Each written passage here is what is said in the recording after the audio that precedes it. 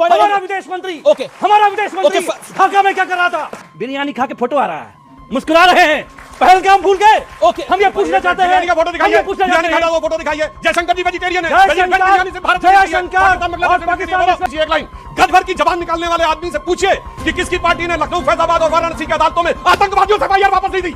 Court से फटकार पड़ी, उसके बाद हुआ और सबको सजा हुई। क्या बेहुदेपन से आगे बोलने रखे हैं? देखिए अमीश भाई 5 मिनट टुकड़े गए को नॉन स्टॉप मिला, 2 मिनट मुझे नॉन स्टॉप आपको देना पड़ेगा। भारत माता की आदरणीय सुधांशु भैया, हिंदुओं का एक होना। नहीं बोला, आपको नहीं बोला, आपको नहीं बोला, आपको नहीं बोला। नहीं आपने तो बोला भाषा, ये जो फ्रिंज बीजेपी वाले भाई देखो साबित हो गया, कोर्ट टुकड़े गए, किसी का नाम नहीं।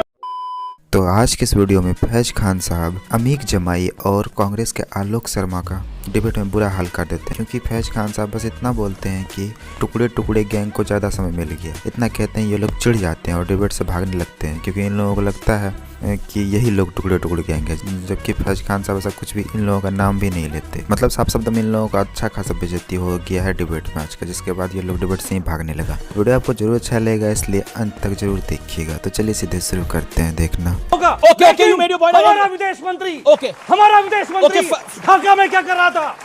पाकिस्तान के नेशनल असेंबली के स्पीकर के साथ बिरयानी खा के फोटो आ रहा है, मुस्कुरा रहे हैं, पहलगाम भूल गए। ओके हम ये पूछना चाहते हैं, बिरयानी का फोटो दिखाइए, बिरयानी खाता हुआ फोटो दिखाइए। जयशंकर जी वेजिटेरियन है, बिरयानी से भारत दरअसल झूठ बोल रहा आदमी। भारत के विदेश सचिव मिस्त्री जी वहां गए, उससे पहले बांग्लादेश ने कभी स्वीकार ही नहीं किया कि हिंसा हुई।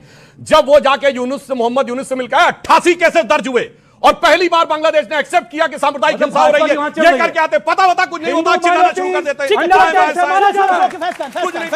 एक लाइन गद भर की जबान निकालने वाले आदमी से पूछिए कि किसकी पार्टी ने लखनऊ, फैजाबाद और वाराणसी की अदालतों में आतंकवादियों से एफआईआर वापस ली थी।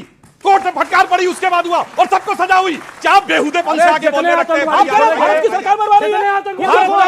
भारत माता की वंदे। देखिए अमीश भाई 5 मिनट टुकड़े गए को नॉन स्टॉप मिला, 2 मिनट मुझे नॉन स्टॉप आपको देना पड़ेगा।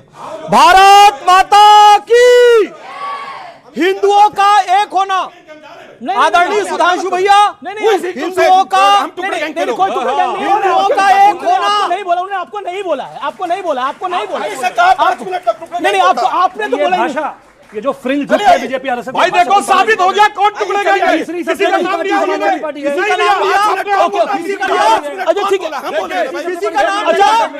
चलिए चलिए प्लीज प्लीज शांति शांति। आइए ओके, आप अपनी बात को रखिए जनाब, और मैं सीधा बोल रहा हूं, आप अपनी बात को रखिए। मैं सीधा अपनी बात को रखूंगा और मैं डिबेट की मर्यादा को रखते हुए बिलो द बेल्ट ही करूंगा। जो भी करूंगा मैं विश्वास दिलाता हूं, लेकिन हमारी परंपरा यह है कि बिलो द बेल्ट मारने के लिए भगवान श्री कृष्ण ने भी कहा था भीम को, और बिलो द बेल्ट ही कमजोर था इनका, इसलिए वो खत्म हो गए। किसका? दुर्योधन का। तो हम बिलो द बेल्ट ही रखेंगे। तुम्हारी कमजोरी तुम्हें मार डालेगी, ध्यान रखना। टूटने के लिए सितारा काफी होता है और समझदार के लिए बस एक इशारा काफी होता है। अब मेरी बात सुनिए, मैं एक मुसलमान हूं और भारतीय मुसलमानों की छवि आप लोगों ने यह बनाई है कि वो बम बांधकर फट जाए, आतंकवाद की बात बोले, वो कहे सर तन से जुदा, तब उसे मुसलमान मानेंगे। जब एक मुसलमान कहता है भारत माता की जय, जब एक मुसलमान कहता है वंदे मातरम, जब एक मुसलमान कहता है मैं टुकड़े गैंग में शामिल नहीं होऊंगा, मैं अखंड भारत की बात करूंगा, तो आपकी दृष्टि में मुसलमानों की तो बात ही नहीं हो रही, आपने डायरेक्शन ही दूसरी घुमा ली है। मोहन भागवत ने बोला विषय में, मोहन भागवत जी ने जो बात कही है, मोहन भागवत जी का स्टेटमेंट कि हिंदू जब तक बहुसंख्यक है, सुनिए, तब तक मुसलमानों के तमाम फिरके और ईसाइयों के तमाम फिरके भारत में सुरक्षित है। शिया और सुन्नी के नाम पर पूरी दुनिया में मुसलमान आपस में कत्लेआम करते हैं।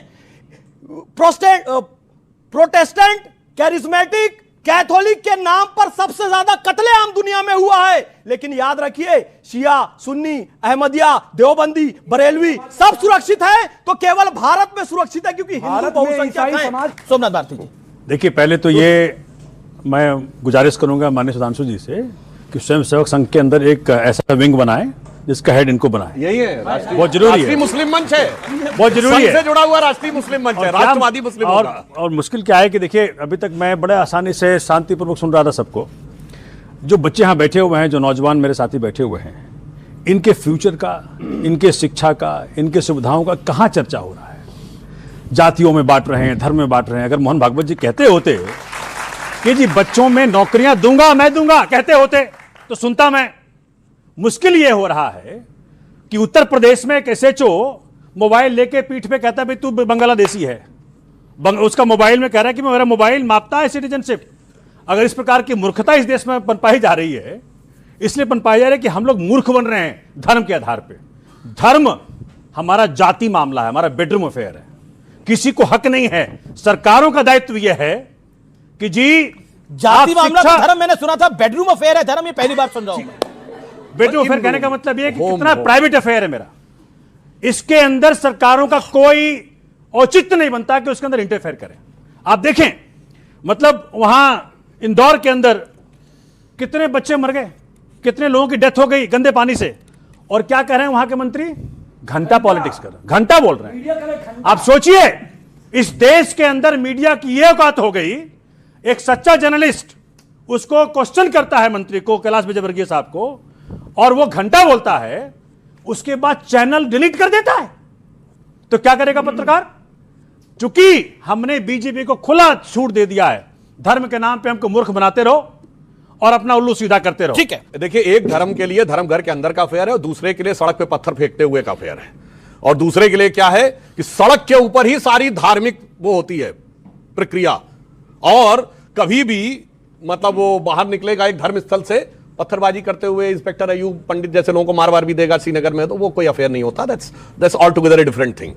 तो इसलिए मैं कहना चाहता हूं, अब जो आपने हिंदू की बात कही, ग्रोथ की बात, बिल्कुल मैं कहना चाहता हूं, एक दौर था इस देश में, कहा जाता 2% की ग्रोथ रेट होती थी नॉर्मली, 1.5, 2, 2.5, इससे ऊपर भारत की ग्रोथ रेट नहीं होती थी 50 के दशक से लेकर 90 के दशक तक, और उसका मजाक उड़ाया जाता था ये हिंदू ग्रोथ रेट है, यानी हिंदू इससे आगे नहीं बढ़ सकते। आज मैं पूछना चाहता हूं, आज वर्ल्ड की सारी मेजर इकोनॉमीज में फास्टेस्ट ग्रोइंग इकोनॉमी कौन है? भारत 8.5% के साथ। यह हिंदुत्व की ग्रोथ रेट है। जब से हिंदुत्व वाले आए हैं तब से यह अंतर आया है, और अब हम चौथी बड़ी अर्थव्यवस्था बने हैं, चौथे बड़े स्टॉक एक्सचेंज बने हैं, तीसरे बड़े ऑटोमोबाइल मैन्युफैक्चर बने हैं, दूसरे बड़े मोबाइल हैंडसेट के मैन्युफैक्चर बने हैं, और डिजिटल ट्रांजैक्शन में दुनिया के नंबर 1 देश बने हैं, और चांद के छूते कोने दक्षिण ध्रुव को छूने वाले दुनिया के पहले देश बने हैं। यह हुआ है जब से डेवलपमेंट की बात हुई है। और इस समय महंगाई की दर, पूछिए किसी से, आज कोई महंगाई का नाम नहीं लेता। महंगाई की दर बहुत कम है, 2%, 2.5% के आसपास है।